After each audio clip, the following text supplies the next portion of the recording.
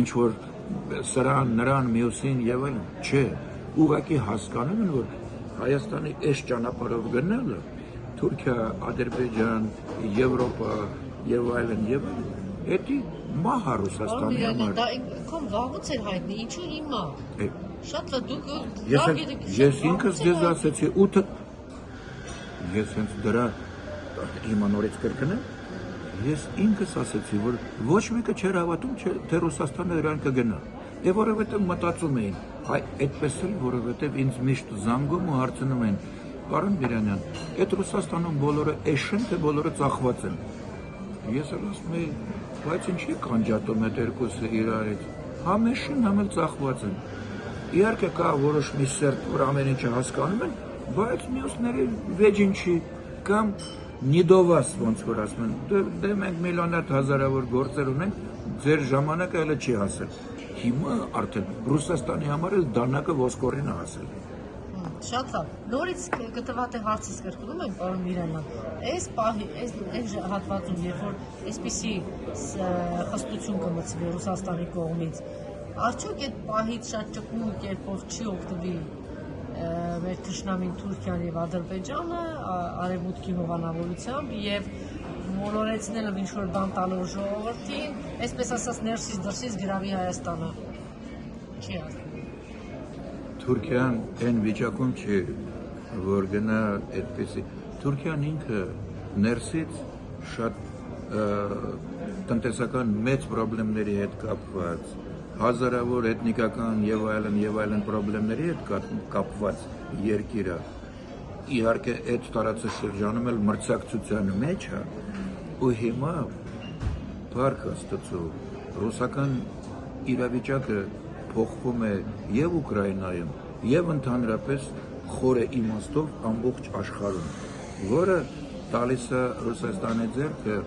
նոր ավելի մեծ լծակներ, որպեսզի նա կարողանա իր շահը առաջ տանել։ Շատ լավ։ Ռուբիոյի այցը ոնց է գնահատում։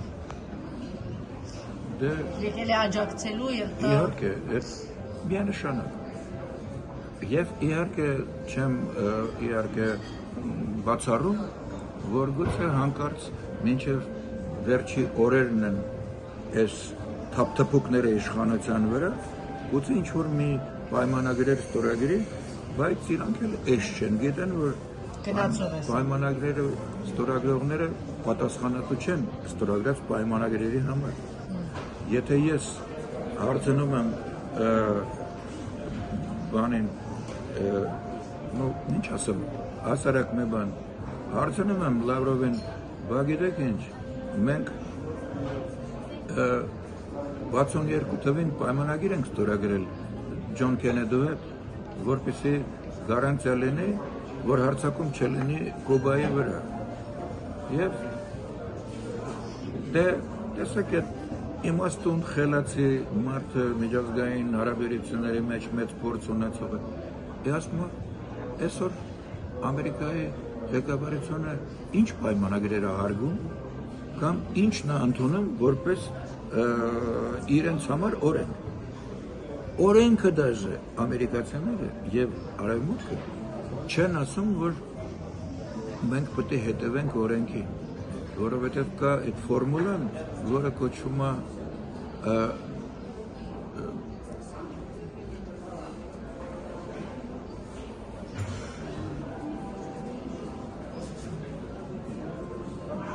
հասարակություն կամ պետություն կամ իրադարձություն, որը հիմնված է բաների rule-based order, ինչ որ բաների,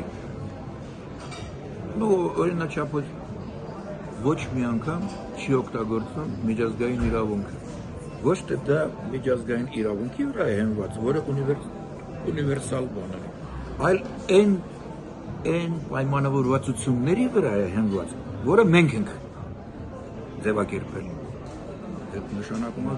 դե դուք ոնց ուզում եք, նրանց ձևակերպում եք։ Այդ դեպքում դուք անում եք ինչը որ ձեզ է պետք, մնացածների թքած ունենալ։